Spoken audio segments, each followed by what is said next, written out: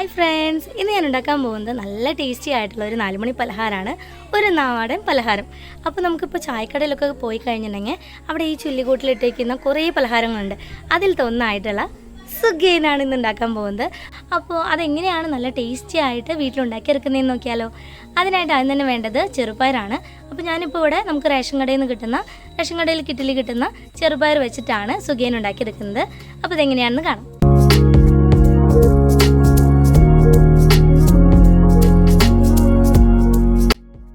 അപ്പോൾ നമ്മൾ എടുത്തിട്ടുള്ള 1 കപ്പ് ചെറുപയർ ഒരു ബൗളിലേക്ക് ഇട്ട് കൊടുക്കാം.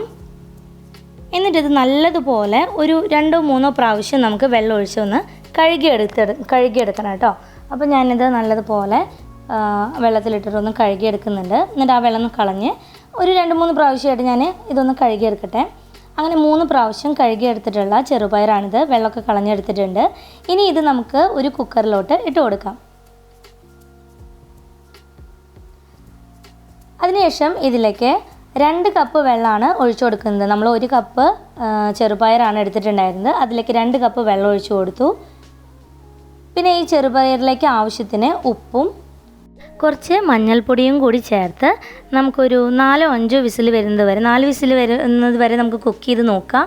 വേവായിട്ടില്ലാന്ന് തോന്നുകയാണെന്നുണ്ടെങ്കിൽ 1 വിസിലും കൂടി അടിച്ചെടുക്കാം. ഞാനിപ്പോൾ ഇവിടെ 5 വിസിലാണ് 5 വിസിൽ അടിച്ചെടുക്കുന്നുണ്ട്.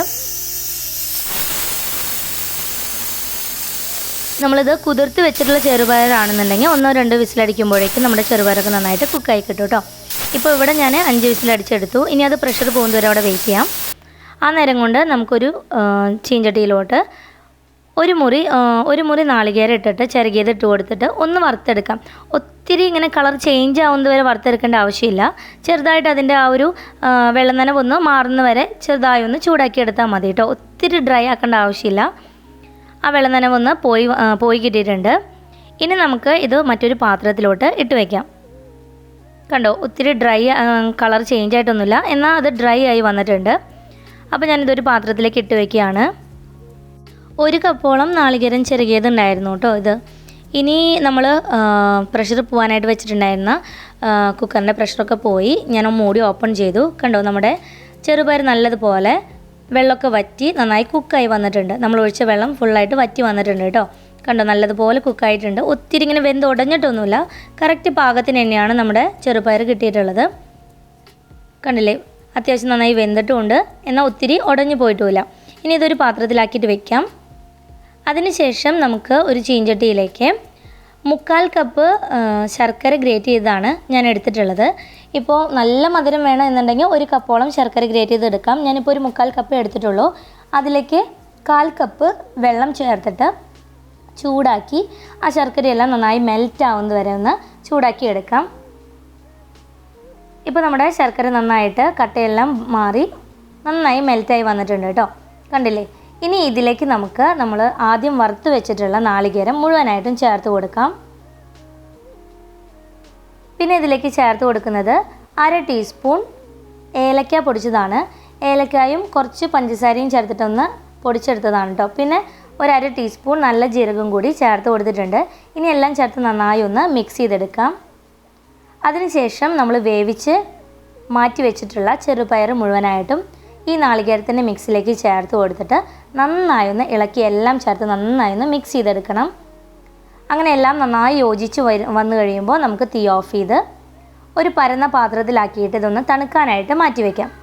നല്ല കളറുള്ള ഡാർക്ക് കളറുള്ള ശർക്കരയാണ് എടുത്തിട്ടുള്ളതെന്നുണ്ടെങ്കിൽ നമ്മുടെ ഫില്ലിങ് നല്ല ഭംഗിയായിട്ട് നല്ലൊരു കളർ കിട്ടും കേട്ടോ. ഇതിപ്പോൾ അത്ര അധികം കളർ ഉണ്ടായിരുന്നില്ല. അപ്പോൾ നമ്മൾ എടുക്കുമ്പോൾ നല്ല കളറുള്ള ശർക്കര എടുത്തു കഴിഞ്ഞാൽ നല്ല ഭംഗിയുള്ള നല്ല ഡാർക്ക് കളറോട് കൂടിയിട്ടുള്ള ഫില്ലിങ് നമുക്ക് കിട്ടും. ഇനി ഞാനിതൊരു പരന്ന പാത്രത്തിലേക്ക് ഇട്ട് കൊടുക്കുന്നുണ്ട്. അതൊന്ന് ചൂടാറി വരട്ടെ. അപ്പോൾ അത് ചൂടാറുന്ന സമയം കൊണ്ട് നമുക്കൊരു മിക്സിയുടെ ജാറിലേക്ക് 1/2 കപ്പ് വെള്ള അവൽ ഞാൻ ഇട്ട് കൊടുക്കുന്നുണ്ട്. അതൊന്ന് പൊടിച്ചെടുക്കണം നമുക്ക്. ഇപ്പോൾ വെള്ളവലില്ല എന്നുണ്ടെങ്കിലും കുഴപ്പമൊന്നുമില്ല, ഏത് അവലായാലും കുഴപ്പമില്ല കേട്ടോ. ഒരു 1/2 കപ്പ് എടുത്ത് ഒന്ന് പൊടിച്ചെടുക്കുക. അപ്പോൾ ഇതാ നന്നായിട്ട് നല്ല നൈസായിട്ട് നമ്മൾ പൊടിച്ചെടുത്തിട്ടുണ്ട്. ഇനി ഈ പൊടി നമ്മൾ തണുത്ത് വന്നിട്ടുള്ള നമ്മുടെ സുഗിയൻ്റെ മിക്സിയിലോട്ട് ചേർത്ത് കൊടുക്കാം. അപ്പോൾ ഈ പൊടി അവലും പൊടിച്ചു കഴിഞ്ഞപ്പോൾ ഏകദേശം ഒരു 1-1.5 ടേബിൾ സ്പൂണോളം പൊടിയാണ് കിട്ടിയിട്ടുണ്ടായിരുന്നത്. ഇനി അവലൊന്നും കയ്യിലില്ല എന്നുണ്ടെങ്കിലും കുഴപ്പമൊന്നുമില്ല. 1 ടേബിൾ സ്പൂൺ അല്ലെങ്കിൽ 1-1.5 ടേബിൾ സ്പൂണോളം വറുത്ത അരിപ്പൊടി ചേർത്ത് കൊടുത്താലും മതി. അപ്പോൾ നമ്മുടെ മിക്സ് നല്ല പോലെ നമുക്ക് കുഴച്ചെടുക്കാനും പൊട്ടാതെ നല്ല അടിപൊളിയായിട്ട് നമുക്ക് കിട്ടും. ഇങ്ങനെ അവൽ ചേർക്കുമ്പോൾ ഒരു പ്രത്യേക ടേസ്റ്റ് ആയിരിക്കും നമ്മുടെ ഈ ഒരു സുഖിയന്. അങ്ങനെ ഞാൻ അവലിൻ്റെ പൊടി ചേർത്തിട്ട് നന്നായി മിക്സ് ചെയ്തെടുത്തിട്ടുണ്ട്. ഇനി ഇതിൽ നിന്നും കുറേശ്ശെ മാവ് എടുത്തിട്ട് നമുക്കൊന്ന് ചെറിയ ചെറിയ ബോൾസ് ആക്കി എടുക്കാം. അപ്പോൾ ഒത്തിരി വലിയ ബോൾസ് വേണമെന്നുണ്ടെങ്കിൽ അത് ഓരോരുത്തരുടെ ഇഷ്ടത്തിനനുസരിച്ച് വലുതാക്കി ഉണ്ടാക്കിയെടുക്കാം.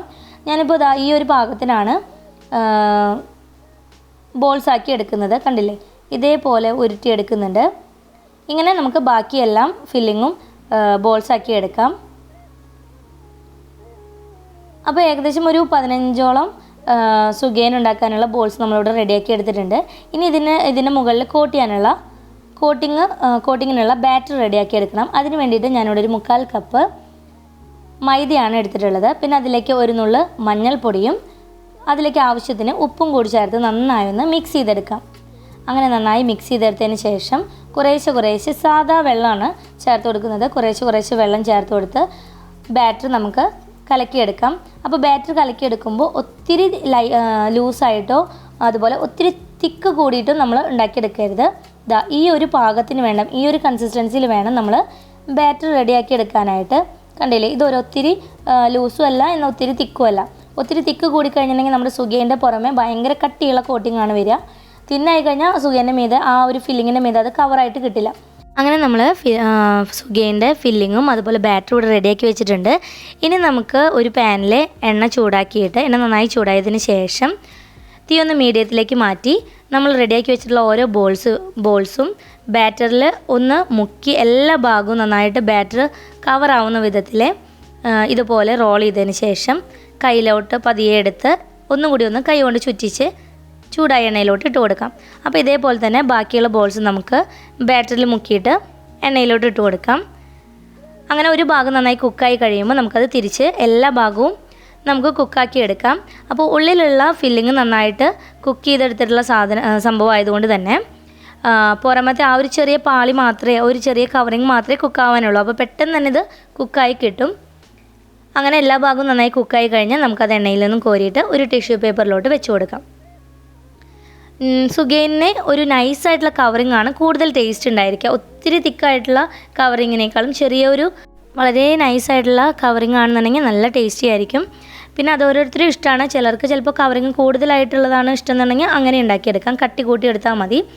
അപ്പോൾ ഇവിടെ എല്ലാവർക്കും നൈസായിട്ടുള്ള ഒരു കവറിങ്ങോട് കൂടിയിട്ടുള്ള സുഖിയനാണ് ഇഷ്ടം. അതുകൊണ്ടാണ് ഞാൻ ഇങ്ങനെ ഉണ്ടാക്കിയിട്ടുള്ളത്. അപ്പോൾ നമ്മുടെ സുഖിയൻ ഇവിടെ റെഡിയായി, നല്ല ടേസ്റ്റാണ് കഴിക്കാനായിട്ട്. അപ്പോൾ എല്ലാവരും ഒന്ന് ട്രൈ ചെയ്ത് നോക്കുക. വീഡിയോ ഇഷ്ടമായെങ്കിൽ ലൈക്ക് ചെയ്യാനും ഷെയർ ചെയ്യാനും കമൻറ്റ് ചെയ്യാനും മറക്കരുത് കേട്ടോ. Thanks for watching.